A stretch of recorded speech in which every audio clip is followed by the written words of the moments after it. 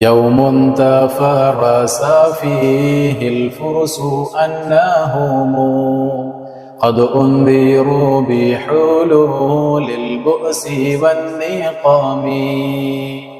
യൗമുൻ മുത്തനബി സല്ലല്ലാഹു അലൈഹി വസല്ലം തങ്ങൾ ജനിച്ച ആ ദിവസം തഫറസ ഫീഹിൽ ഫുറുസു, പേർഷ്യക്കാരായിട്ടുള്ള ആളുകൾ ലക്ഷണം നോക്കി മനസ്സിലാക്കി, അന്നഹും ഖദ് ഉൻദിറു, തീർച്ചയായും അവർക്ക് മുന്നറിയിപ്പ് നൽകപ്പെട്ടിട്ടുണ്ട്, ബിഹുലൂലിൽ ബുഅ്സി വന്നിഖമി, വിപത്തുകളും അതുപോലെ തന്നെ ശിക്ഷകളുമൊക്കെ ഇറങ്ങും എന്നതുകൊണ്ടുള്ള മുന്നറിയിപ്പ് അവർക്ക് നൽകപ്പെട്ടിട്ടുണ്ട് എന്ന് ആ ദിവസം അവർ ലക്ഷണം നോക്കി മനസ്സിലാക്കി.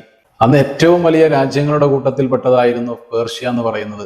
ഇന്നത്തെ ഇറാനും അതുപോലെ തന്നെ ഇറാഖിന്റെ പല ഭാഗങ്ങളും കൂടുന്ന വലിയ വിശാലമായൊരു രാജ്യമായിരുന്നു പേർഷ്യ.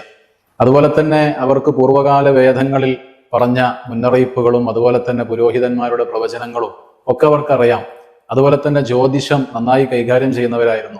അപ്പൊ അതിലൂടെയൊക്കെ അവർക്ക് മനസ്സിലായി, മക്കയിൽ ഇങ്ങനെ ഒരു കുട്ടി ജനിച്ചിട്ടുണ്ട്, ആ ജനനം ഞങ്ങൾക്കുള്ള വലിയൊരു മുന്നറിയിപ്പാണ്, ഞങ്ങളുടെ ഈ പറയുന്ന കുഫ്രിയത്തുകളൊക്കെ തകർന്ന് തരിപ്പണമാകുമെന്നും ഞങ്ങളുടെ അധികാരമൊക്കെ നഷ്ടപ്പെടുമെന്നതിലേക്കുള്ള വലിയൊരു സൂചനയാണ് എന്ന് ആ ദിവസം തന്നെ അവർ മനസ്സിലാക്കിയിട്ടുണ്ട്. അതുപോലെ തന്നെ മറ്റനേകം തെളിവുകൾ ആ പേർഷ്യയിൽ തന്നെ നടന്നിട്ടുണ്ട്. അത് ശേഷം വരുന്ന വരിയിൽ മഹാനവറുകൾ തന്നെ വിശദീകരിക്കുന്നുണ്ട്.